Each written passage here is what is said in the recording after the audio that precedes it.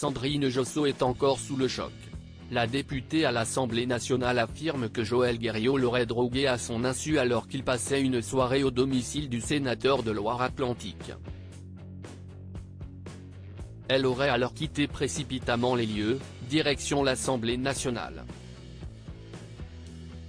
Ce mercredi 22 novembre 2023, le chauffeur de taxi qui l'a prise en charge raconte à son tour les faits à BFM TV. Si y est un fait, dans un bar, en boîte de nuit, et même dans l'intimité.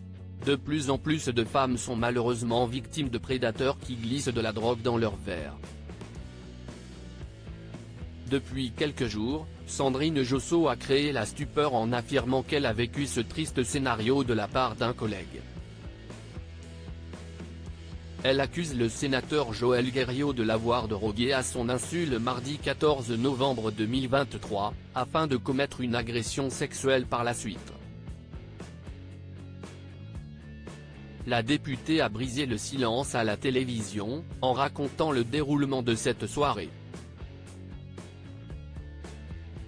Sandrine Josso explique s'être sentie mal après avoir bu une coupe de champagne, des palpitations, des sueurs l'ont alertée, comme elle a expliqué dans cet avou. Elle aurait aussi vu Joël Guerriau remettre un sachet blanc dans un tiroir sous le plan de travail. Des prélèvements ultérieurs révéleront la présence d'ecstasy dans son organisme. À plusieurs reprises, Sandrine Josso s'est estimée sauvée par le taxi qu'elle a pris ensuite, comme le rappelle BFM TV.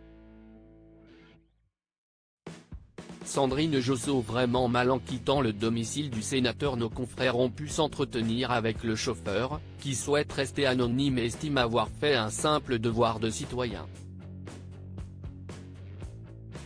Majid, prénom d'emprunt, s'est remémoré la scène, qui s'est déroulée à 22 h, dans une petite rue du 6e arrondissement de Paris. Il faisait sombre et je n'ai pas vraiment fait attention aux gens.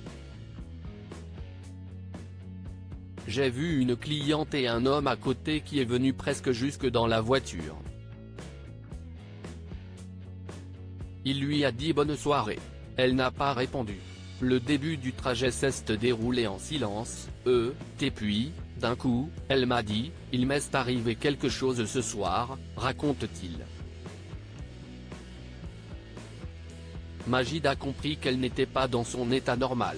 Il a alors conversé avec la députée pour la maintenir éveillée. Je lui ai immédiatement proposé de la conduire chez un médecin ou à l'hôpital, mais elle m'a dit qu'elle avait prévenu des collègues qui l'attendaient à l'Assemblée.